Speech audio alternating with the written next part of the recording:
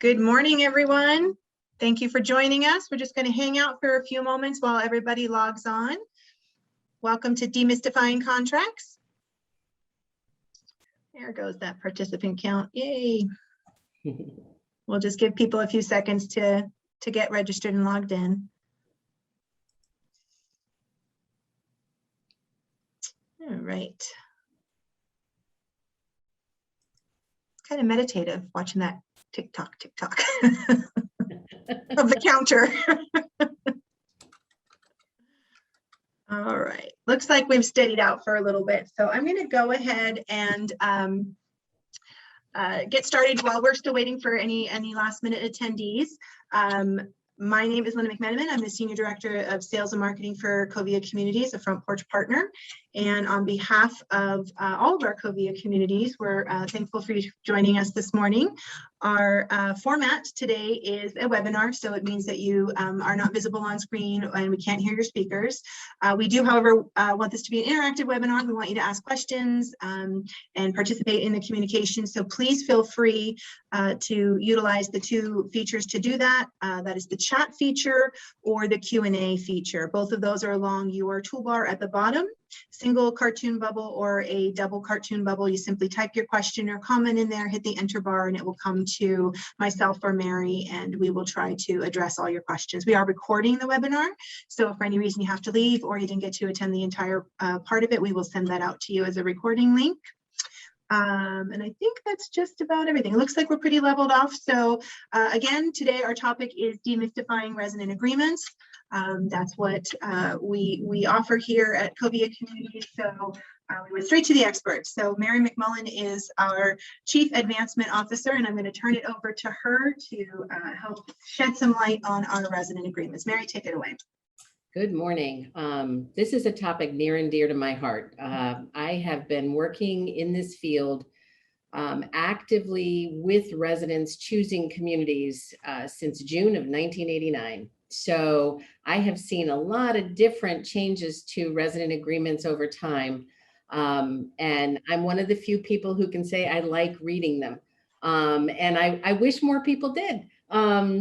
But one of the things as consumers, as informed consumers, I thought I'd walk you through today a number of topics, and hopefully that'll generate some questions and provide some clarity. And I'll interpret how Covia works with these specific aspects of the resident agreement, knowing that the resident agreements are highly regulated by the California Department of Social Services. And any change to an agreement, we must submit to DSS for review, and they must actually agree or modify or allow us to move forward. So I'm going to share my screen with some slides I have, and hopefully I can narrate through these points, and they will help you as we work through the understanding of the resident agreement. So I'm going to start with in general, there we go. Can everyone see the screen? Linda, are we good? Yes, you're good. Okay, thank you. I appreciate that. So the idea is, first, why would you enter into a resident agreement? You're living on your own now. What is the value? And I like to start with that because the issue is, for me, as I've worked on this for over 30 years, it really has to do with taking an active stance about your future. What is your next step in your future? So when you look at your future, do you want to have an active plan, or do you want to kind of play it as it comes? And a lot of it has to do with who you are as a person, as a planner.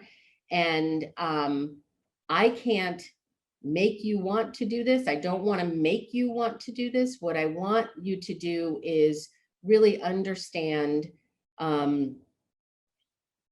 what is involved with getting into this agreement. If you want to be part of something larger, if you feel community life will enhance the next phase, if you would like to have a set of services that support you and potentially either free up time or allow you to focus on other things, this is a good choice. If you want to work with a supportive staff on your future needs, this is a great option, and the contract spells it out. And if you want to understand how you're going to receive care and how you want to be an active player in that, should that need arise, this is a great value for you. Now, Covia, as a front porch partner, we're a nonprofit organization, and I think there are some advantages and values to that. Primarily, it has to do with how much information we disclose, how transparent we are, the fact that our financial results are available to you in detail, our audits, our quarterly statements. We actually have meetings twice a year to review the budget process and outcomes and the audit. And we are a very, very stable organization financially. And we are rated by Fitch and Standard & Poor's. We're investment grade. We have very high ratings. In addition to that, we have a process where residents have a voice in their communities and are highly involved. We have resident representatives that attend board meetings. We have resident directors on the board, and we have residents who participate as board members, not in their capacity as residents, but just by virtue of their expertise. We do offer the possibility of financial assistance should a resident outlive assets. So all of this comes with our responsibility as a public benefit corporation, and we take it very seriously. So the key aspects of the resident agreement start with the home, right? And I find that so much time is spent in this area because it's the most personal aspect of a move, and it's also the most familiar. You know, we understand our surroundings, we understand the real estate aspect. The community life part of it is a little daunting at first, so a lot of time is spent on this. And the agreement covers the fact that we provide the home unfurnished. There are certain things provided, such as floor coverings and wall coverings and appliances, and of course, a fully outfitted bathroom or bathrooms and closets and kitchens and lighting, but it is unfurnished. And there is the opportunity to make some alterations to it within a scope that works for each community. The interesting thing about our community is that each one is different, and what you can do in a high rise is very different than what you can do in a standalone cottage. So we have that process as part of the discovery you can do when you actually choose and deposit on a home. The other aspect is utilities, and this is one that's always interesting because we provide the basic utilities included in the agreement, including broad spectrum Wi-Fi. Now, in today's world of streaming and multiple devices, this is one where the service we provide may not meet your needs, and you may need to supplement that and boost your own system. But things like emergency response systems, smoke alarms, all of that is covered in the residence. So it is a fairly comprehensive, yet I would say basic package, and we all have a different way of interpreting home. And so that's what we work on during the deposit and move-in process, to understand what would make the new home at the community feel and have your experience be such that it is your home. I hate the words like home-like. That's not it. It is your home. So how do we help that happen? Then we go to the community spaces. And this is, again, probably the most visible benefit. Your personal space is exactly that, for you to customize and live in privately. But it's the other aspects of community living that add value.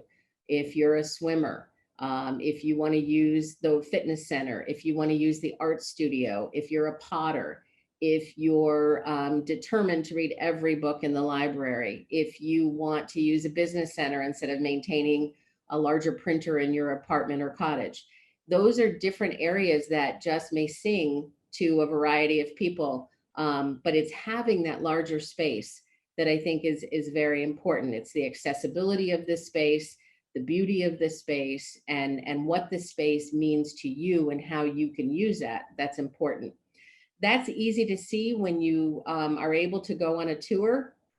Certainly this past year and a half has been different for all of us, as we have to constrain some of the time spent in the community because of the COVID outbreak. In general, not particularly in any given community, but just we're following safety guidelines, and we're not as free about things like trying food in our dining rooms and bistros. But those are certainly important aspects of community life, because so much happens when we're together socially. The services are also part of this section, which are things like the housekeeping, the meals, scheduled transportation, maintenance, the things that are desired on your part, because it does take a certain amount of burden off of you. If you know you've paid for those services, there's a staff that's trained and managed to provide them, and you don't have to track that or find it or manage it yourself. So that's an important part of the resident agreement.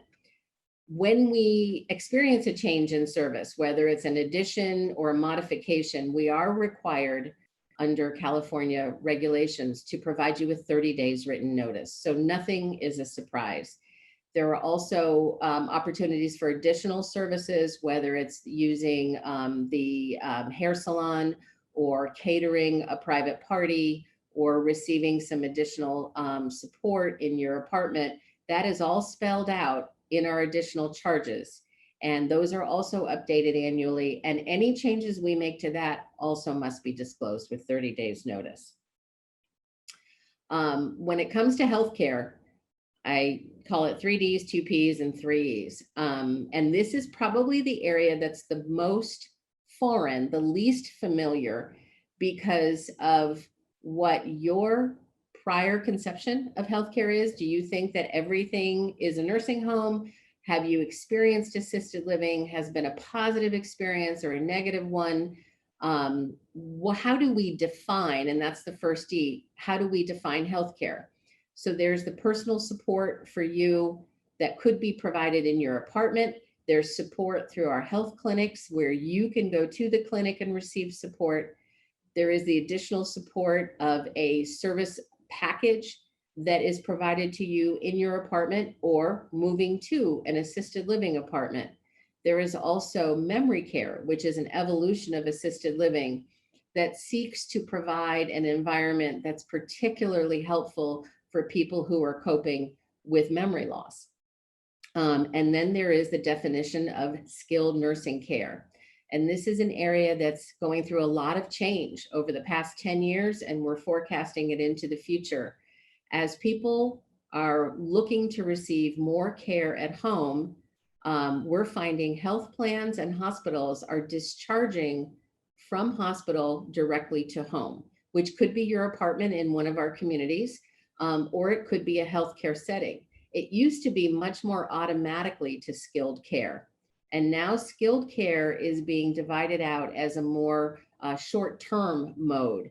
So we are looking at our definitions as well of how we can provide the care you want in the location that makes sense for you. So that's both the definition, and then that moves into the delivery. Is that something where we provide it to you at an additional charge, or it's something covered by the agreement? I know one of the things that we hear a lot is, I want the agreement to cover everything.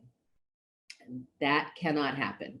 There is too much complexity in the healthcare environment and too much desire for personalization on your part for one agreement to cover things. So that's where the definitions and delivery come in. But the greatest area of fear that I've experienced in all my years is people are afraid that moving to a community means we have control over moving you to a higher level of care. We do not. So that's that determination piece, that third D. It's an active collaboration between you and your healthcare team and us and our healthcare team, because at that point we are one team. And so we work with you to determine, is it best to receive services in your apartment? Is it best to do a hybrid where you come to a clinic for some treatments, you receive others in your apartment? Is a move the best thing for you because it helps you manage your space and your whatever issues you're coping with? Is the move temporary? Is it permanent? All of that is discussed in the agreement in great detail, but it is a collaboration, and I can't stress that enough.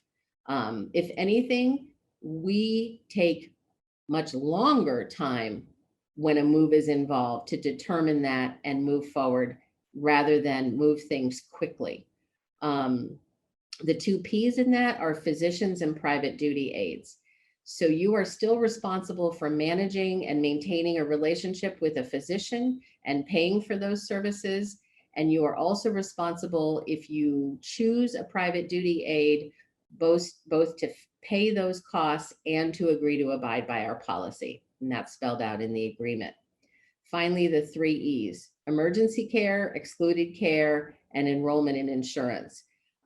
We do require you to maintain Medicare Parts A, B, and D, as well as a supplemental policy. And if you're, for example, not from the US and you're not eligible for Medicare, then we would require you to purchase a policy that would cover the same services as Medicare. And this is part of that collaboration. We need to know that if you go out to a hospital, the care you receive will be appropriate, and we can then manage the care after the hospital if there is such needed. We need to know that you're able to receive routine and regular care. So that's the insurance piece. And then the emergency care is, of course, your responsibility, as I said. Excluded care are things like mental health care, any kind of durable medical equipment, things that fall out of the long-term care spectrum are in the excluded care areas, and that is spelled out. So then we get to the cost, right? So we've covered the basics, that we provide you with a home in a larger community that has a lot of amenities and opportunities and choices. We provide you with a package of services that hopefully meet your needs and that you can customize around your schedule. So what does it cost? So the contract gets into the processing fee, which is a $500 fee that is not refundable, your entrance fee, and that varies based on your financial choice. And the marketing team works with you on that to determine which program is best for your goals. The monthly fee, which is that fee that covers the services and the use of the apartment in the community. And then any optional services are spelled out in Appendix A, and we'll talk about that a bit later. There are fees to upgrade your home. Those fees are not repayable. If you move out or after you pass away and you've enhanced your home, those enhancements stay with the community. We are, as I mentioned right in the beginning, we're a not-for-profit organization. We do not pay real estate taxes, generally as a rule. There are some locations where we pay what's considered a payment in lieu of taxes, and that was agreed upon as the community was developed. The point of bringing this up is there is a provision in the agreement that should we be required to pay property taxes at any given point, those fees would become part of your agreement. So it's just basically a note for the future. If you travel and you'll be gone from the community, there are provisions for a very minor cost consideration if you're away for at least 2 weeks, and it's really just a minor accommodation for food costs. The reality is, once you join the community, we expect that you'll be there, so we staff to it and we provide supplies and all of that as if you're there. So your travel is really something that does not change that monthly fee. The agreement also discussed the responsibility for payments, that should you become incompetent or unable to manage the aspect of making payments, you agree to appoint a financial proxy to take care of that. So that's just part of understanding that this is a community for the future, and things do change. I addressed the idea of the fear of being moved across levels of care instead of having it be your choice. The contract, the resident agreement, goes in great detail on relocation, and there are so many ways people can relocate. Someone can choose a different residence. We have residents who meet and decide they want to live together, whether it's a partnership, a friendship, a marriage. There can be moves for that reason. There can be moves for healthcare, which are, as I mentioned before, temporary or permanent. We also have situations where two people live in an apartment, so one person can move to a different location or level of care. And then what are the implications for the remaining person? There are statutory reasons within the California Department of Social Service regulations where we are required to move someone to a higher level of care if certain conditions would prohibit mobility or safety in the original apartment or cottage. Around all of this, there are published resident rights that are included in the agreement. And then there's the wonderful provision for recovery. If by any chance, and this has happened, people move to a higher level of care and then recover their ability to live independently, we have a process for moving back to an independent living apartment. So that is all covered under relocation. Then there is termination, because we recognize that our goal with having you join our community is to live there for years and decades. We have an amazing longevity among many residents. We feel confident that this would be your choice for your future. Circumstances can change, and certainly the last year and a half has taught us a lot about what becomes the most important factor of being part of a community. We hope that you form relationships and make friends and create a network that only enhances your experience at the community. But sometimes it also means that people want to make a change. So from a state aspect, from a regulation aspect, there is a 90-day cancellation period that should you move in, think it's going to be the best thing for you, and find that it does not meet your needs, or you have a different way of understanding community living, you can cancel within the first 90 days, and we refund everything except for the monthly fee of services that the days that you've used and the processing fee, but you get your entire entrance fee back. As I said before, though, if you've made enhancements to your apartment or cottage, those do stay. So it is a opportunity for you to try the community. We certainly hope if you have any concerns, you bring them to us so that it's not at the end of 89 or 90 days, you decide, no, I'm done. Again, that's part of this collaboration of being part of a community. So there are opportunities even after that 90 days for you as a resident to terminate the agreement. There are opportunities for Covia and Front Porch to terminate the agreement, and they are well spelled out. Obviously, when someone passes away, if there is a single person in an apartment, the agreement terminates upon the death of the single person. If there are two people, it terminates when the second person has passed away. And then there are provisions in the agreement for vacating the residence and the fees that tag along until the apartment is vacated. So that is all spelled out. Along with the fees and the termination provisions, you want to know, what do I get refunded? When do I get my repayment? And I use two different words because there are provisions for refunding payments and there are provisions for repaying fees. So for example, during the cancellation period, if you access that and decide to cancel, everything is refunded, meaning that it's just done within a short time frame. We've all agreed this isn't the best phase for you or the best location for this next phase. And so that is a refund.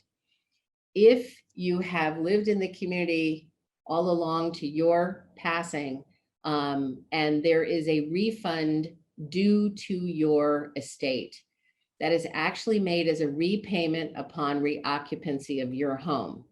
But there is a statutory provision on timing that we are held to a standard of remarketing that apartment, obtaining a new resident and resident agreement to move in. They pay an entrance fee and we make a repayment to you or your estate.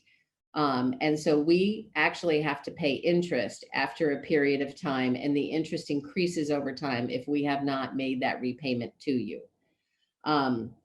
So all of that is spelled out, as I've mentioned about the upgrade fees. I've mentioned about double occupancy, that the fees change if one person moves to a higher level of care. The other person staying in independent living would pay a single rate rather than a double rate. If two people are living in different levels of care, the agreement addresses all of those cases. So that's an area that you're going to want to focus on and understand and ask questions. Part of the collaboration and dialogue starts when you ask for a copy of the agreement, because we understand at that point you're very seriously looking at this option. Resident rights are very serious. We are as much in partnership with you as we are with our regulators, because we are required to do certain things. But at the same time of being required, we want to make it part and parcel of our culture and our operations, so that it's not applied on top. It's just how we do business. So there are certain things that are spelled out in the resident rights area that are important as a change for any living environment that you've probably had before. For example, you have no real property or trust interest. You are not buying the real estate. It's not even a condo or a co-op. And that's something that can be surprising. And so we like to state that up front. This is an agreement for care and services, and part of the services is having access to the apartment or a higher level of care along the life of the agreement. You have no security interest in the community or in Front Porch or Covia. We do spell out in the agreement rules of conduct. Again, this is community living. And so, whereas we have such an array of individuals, it's wonderful. It is understanding that you're agreeing to behave a certain way. It's not very constricting at all, but we have to say it so that we provide a strong and healthy community. There is a resident handbook that's provided that outlines all of the requirements that California Department of Social Services monitors. Interestingly enough, just because it would be way too much information to provide upfront, there is also a resident manual or resident guide that goes into details like how you place a work order, how do you order a takeaway food, things like that, that don't go into a statutory handbook, but is part and parcel of how you live in the community. And that is provided farther along the way. We really try not to overwhelm with information. It's hard not to, because these agreements have a lot of parts and pieces to them. Part of this resident rights section is you also have no say in who we accept as residents. And that's an interesting discussion point. And when you become a resident, you can understand that as long as people meet our criteria for income, health, and age qualification, we can offer occupancy. And that there's no assignment of the apartment or cottage. That's the next thing. You cannot pass this down. It's not an asset to put in your estate plan. And you can't have someone, whether it's a friend or a sister or someone else, move in and assume the contract at your demise. The contract terminates when the contract holders have passed away or terminated. So there are also representations that we are required to make to notify you and inform you. And I talked about our disclosure and transparency up front. So we do provide the audit, the Covia and Front Porch financial statement and audit. We provide a historic schedule of average monthly fees. And then in the application documents and in your financial application, you agree to provide representations to us that we accept as part and parcel of this agreement. Interestingly enough, I think the biggest surprise people know from an intellectual standpoint, but don't necessarily emotionalize, is the fact that fees increase over time. The cost of staying in the community is subject to an annual increase. And that's why we put the historic schedule of average monthly fees in, so you can see the increases over time. I know we all like to think that inflation stops when we buy something new and that we don't have to ever replace it. But we all know that the cars that we bought 10 years ago compared to the price of the car now is exceptionally different. And I use that example because I was just shocked by the cost of new cars. But the point that I'm making is that over 2/3 of the cost of your monthly agreement, monthly fees, are actually based on labor, because that's how we provide the services. That's how we collaborate with you on healthcare. That's how we maintain the community. That's how we offer opportunities. So with that, as you can imagine, the cost of retaining and recruiting staff does go up. We do explain it every year. We show you pie charts and line items, and we have at our communities a financial study group composed of residents who review all of these documents and plans in great detail and advocate on the part of residents. But I can't stress enough the fact of going into this arrangement with your eyes wide open about fee increases. There will be a fee increase every year. I wouldn't be responsible if I downplayed that. I don't want to scare you. I want to be realistic. In addition, in the agreement, there is an arbitration clause, and that is something that is required through our regulations. There is also information on closure if the community would have to close for any reason. Sometimes it could be natural disaster. Sometimes it could be a something short-term but still significant, like a failure of a heating system or a roof problem. I don't have information on that as far as what it could be. It's a wide array.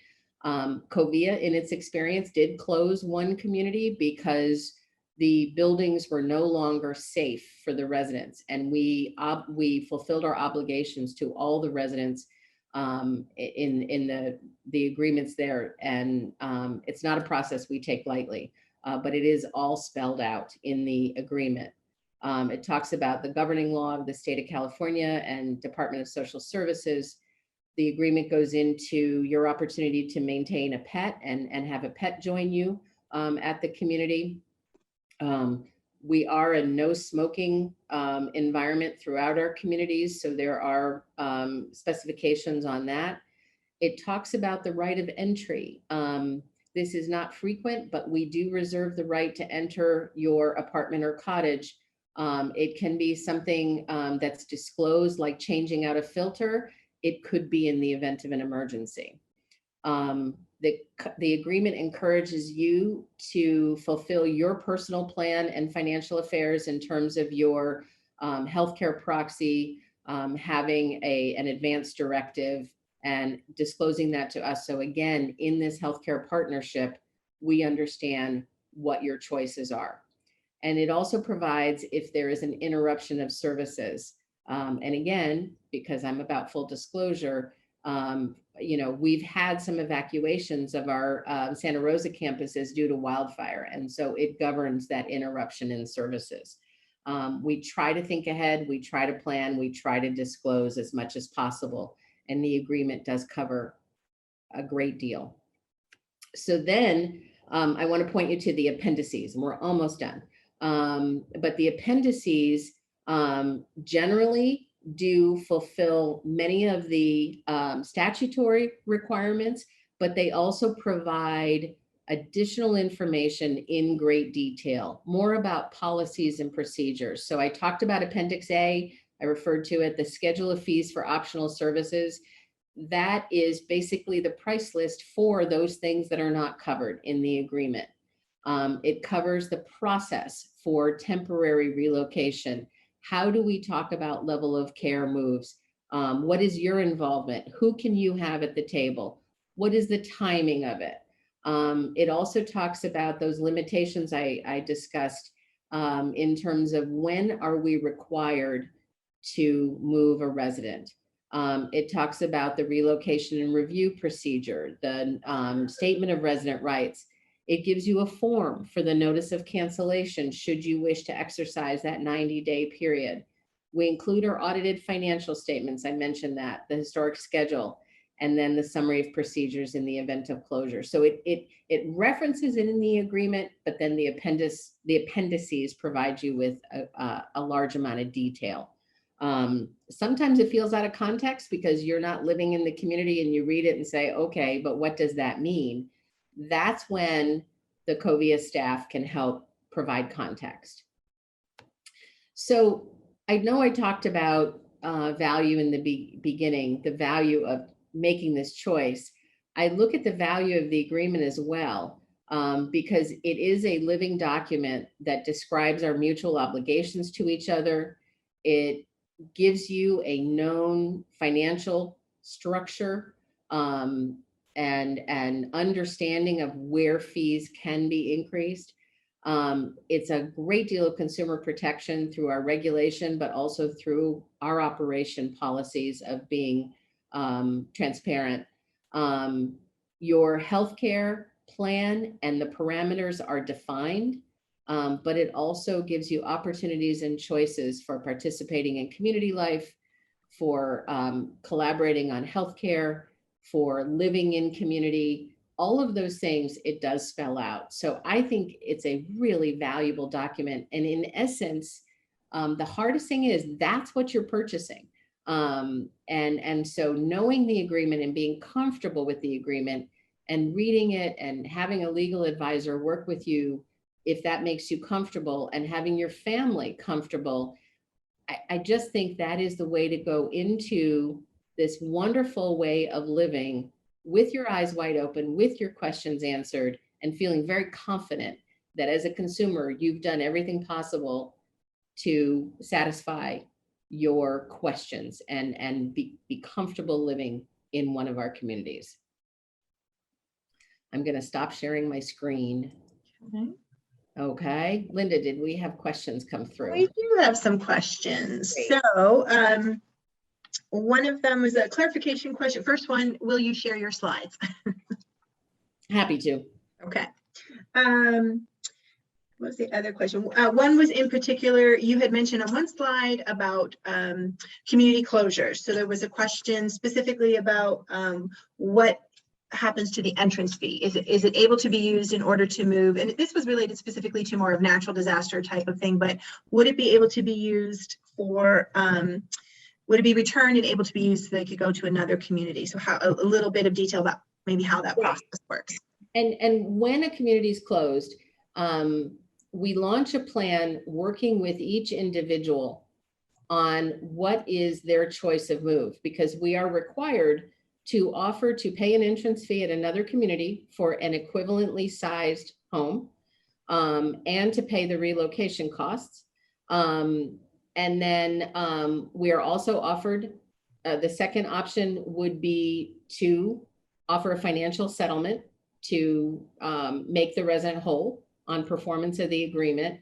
And then another way we can do it is have you move to another Covia or Front Porch community to an equivalent sized home, and so stay within the system, just not at the original community that was chosen.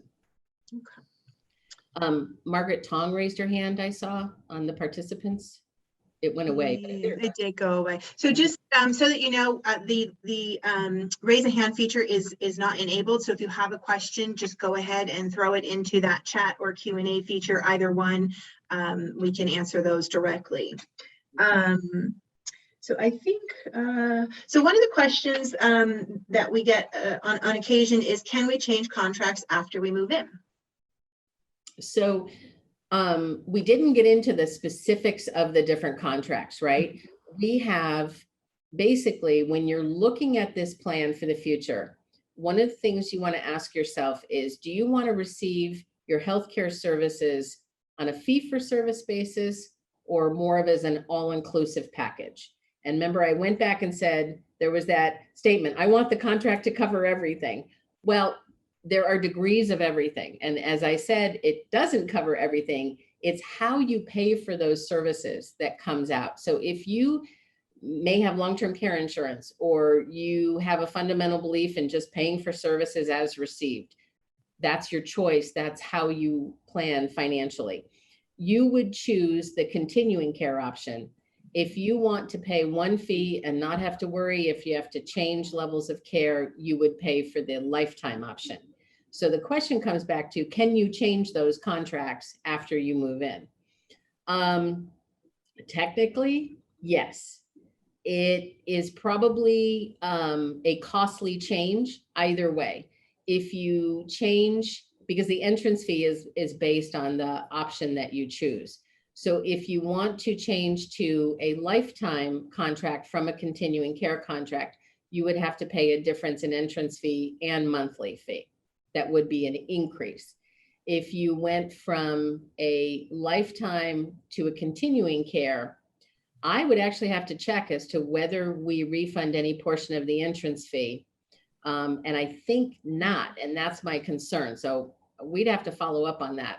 But the second piece is your monthly fee could go down in that instance, and more of that responsibility for healthcare is with you personally rather than through the monthly fee. Okay. So it's a long way of saying yes, just possibly with disclosure. It depends. Yeah. Just eyes wide open. Okay, so we have a question from Margaret, who is living with cerebral palsy, not ill, but does need a wee bit of help with ADLs, has an active life, and would she be able to get assistance without having to pay fees for every time she needed to change her outfit or shoes or to go out? So probably a little bit more specific on the deliverable of assisted living services. But it does get to that additional service question. I want to move in, but I have a specific interest in mind or need, or, this would make the move successful to me. The reality is that we can construct a care plan. And I know that sounds clinical, a service plan for another way of looking at it, that would provide help at regular times, and it would be for an additional charge. It's not included in the monthly fee, but it could be something that is worked out, again, collaboratively. But if it is something where I want to call and have someone in my apartment to help me in 15 minutes, that would actually be a much higher fee, because that would be an on-demand service, rather than a planned service. And so I think it's worth a discussion because we accommodate so many people's needs and wants and requests. I wouldn't assume no, but I would also say that the more we can plan it, the lower the cost would be. The more it's on demand, the higher the cost. Okay. So speaking about flexibility, there's a question regarding flexible contract options. For example, some communities offer a rental approach versus a long-term contract. Sure. So within Covia, our Canterbury Woods community offers a monthly agreement. So there's no entrance fee. Interestingly enough, so many more of the provisions of the agreement are the same because the monthly agreement communities are also regulated by the Department of Social Services under a different statute. bottom line is we have to make sure we comply. And the way we operate, again, gets to a lot of disclosure, a lot of transparency, a lot of orientation to a collaborative partnership with residents. So Canterbury Woods has a monthly agreement. And then Spring Lake Village has a monthly agreement for a very select number of apartments. I believe there's 8 or 9 apartments there that meet that criteria. So there is some flexibility within Covia and Front Porch. On the Southern California campuses, there are entrance fee communities and monthly fee communities as well. So we've got a question on liability coverage in the contract. So Flora is wanting to know, is this for the resident's liability in case of what? Is it umbrella coverage? What is the actual requirement for liability? So we highly recommend that you maintain tenants insurance for your private space and for any accidents that could happen if someone's visiting and trips and falls, you trip and fall, any liability that could be caused. I mean, you tripping and falling on a carpet is not your liability. If you fall into someone and cause injury, it would be. But the point is the tenant's insurance covers that. Covia is responsibility for the liability coverage of the entire campus, for the real estate, for everything from the walls out is our responsibility. Everything that you bring in from the walls in. So of course, we're responsible for our appliances, you're responsible for your furniture and personal belongings. So that liability coverage would be based on how you value the personal items you bring in and cover that. We cover the rest. And we actually disclose all of our insurance coverages in our one of our state of the organization meetings that happen every 6 months. We go through that coverage because it's part of the budget. Okay. And this is more about the application process. At what point in that process do you find out if your finances are sufficient for whatever option you're choosing? You can actually do that before you start the process. You do not even have to pay a processing fee for us to work with you to determine that. We're not anxious to take $500 from you to have you find out, yeah, this isn't a good match, or you wouldn't be comfortable. And so we're happy to work through that with you at any time. Okay. I'm not seeing any other questions. We can open it up if anybody has any more. We did have, I thought we had one and it disappeared on me, so I apologize if we did have a couple questions just to do them so that everybody can hear them. There is no upper age limit. Our entry age is 62. We don't have an upper age limit on our entry. It's just meeting the admissions qualifications in general, which does require, that's a 3-part process: financial, medical, and then ensuring the community is a good fit for you and vice versa. So that's how that process works. You transfer to another facility or city. So right now, as you may or may not be aware, we have been working through an affiliation with Front Porch. That means our community stretch from Santa Rosa to Chula Vista. That being said, the Covia assets at this point in time are still separate from the Front Porch assets. So you can transfer within a Covia area, meaning going from Santa Rosa to San Francisco to Oakland to Palo Alto. There are options for changing there. We have not yet completed the financial merger and the process for any transfer to the Southern California communities. Are you allowed to have a caregiver stay in your apartment overnight? The private duty caregiver policy does allow for that. Your caregiver must meet our requirements. So I just stress that that policy would become very important for you to review. But yes, we do allow overnight coverage. I being spontaneous.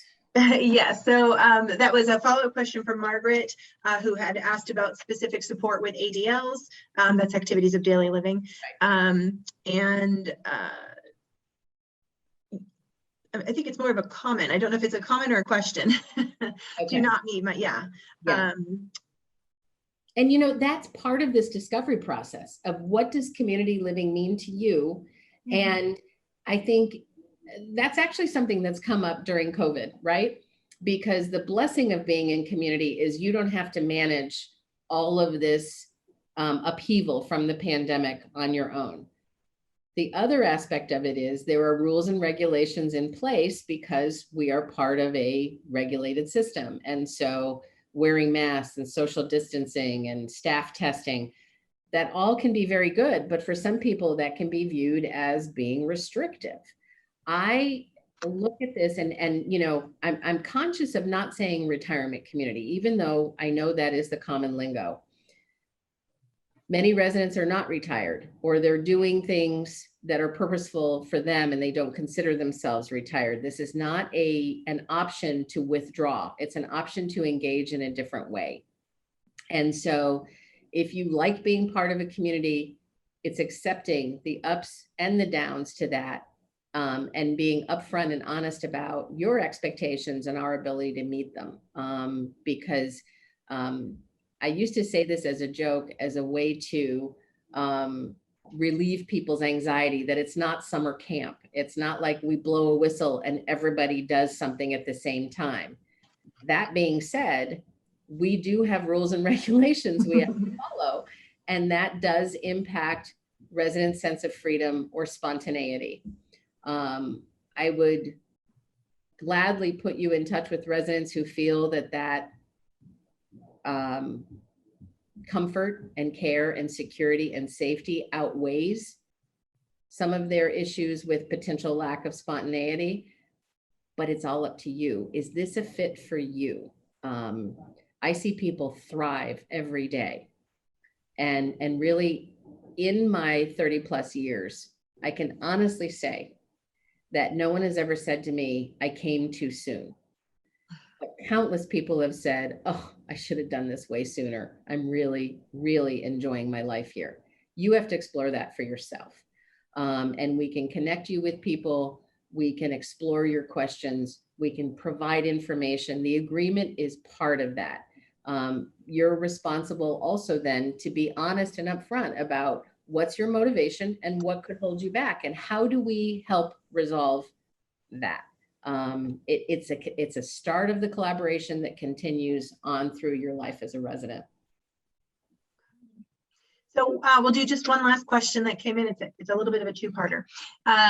So Anne said, thank you. This has been very helpful and clearly presented. And then what provisions stand out to you, Mary, as defining of COVIA that are over or above and beyond what is required by state of California regulations? And then they also ask for you to repeat the response you gave regarding the merger of COVIA and Front Porch. So I'm guessing that's about the community moves, I think. And you can correct me if I'm wrong. Okay. You know, the hard thing is, and in the agreement language, it's pretty standard language. I would say what delineates and defines and distinguishes COVIA is how we carry that out. So for example, the financial study group is not a required provision, but our residents have asked for that level of communication. The resident council is required, but a financial study group is not. So I think that's one aspect of partnering with residents to provide information and advocacy. And that's one way that I can point to that we stand out, that probably is not in the agreement as such, but it goes beyond what the regulations are.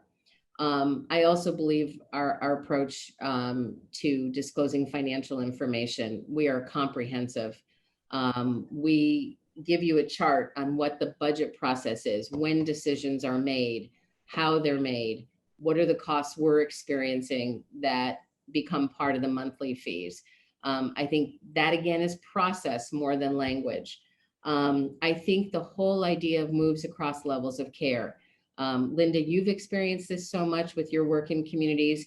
We really slow it down to make sure that if a resident chooses to make this move, it is for all the right reasons. And we've talked about it. We've worked with them. We've explored alternatives. We make sure that this is not in any way a diminishment of the resident's life. It enhances, it provides more support. So that's in the process. I also have to say, in the closure of our community, we went above and beyond and provided additional benefits to residents where the regulatory requirement was simply to provide notice. We actually provided a financial stipend and moving costs for residents that were in a different agreement than one I described today. It was a monthly agreement, and that had a different provision. We went above and beyond. So I think it's more of a philosophical piece of, we feel our obligations are very serious and we take them seriously. And that has to do with communication and transparency and disclosure and how we live out our policies. That it's, the language is by the book. The way we carry them out is very humanistic. So I'd say that's a difference. Now, back to the question on the Front Porch Covia merger. We are affiliated, which means we are operating under one board of directors, one leadership team, but the financial assets are separate at this time. They will be merged, and I don't have a date for you. And then we will become one entity financially. We are one entity now from a governance standpoint. The Attorney General approved that. The Department of Social Services approved that. But it takes time to merge financially. So any agreements between Southern communities and Northern communities and all that has to work out after we're financially combined. Great. Well, I think in the interest of time, we'll go ahead and wrap things up. It's just about coming on an hour. So Mary, thank you so much for sharing your immense scope and depth and breadth of knowledge. I think you can enjoy it. She's our go-to expert for anything contract or anything deliverable or pretty much anything. Nerd. We just call her for everything. So on behalf of all of our communities, that's Spring Lake and Friends House in Santa Rosa, San Francisco Towers in the city, St. Paul's Towers in Oakland, Webster House in Palo Alto, and Canterbury Woods in Pacific Grove. Did I miss anybody? I think I got them all. Thank you so much for joining us today. As we said earlier, this is recorded. If you asked a question and we didn't get to it, we'll try and do that offline.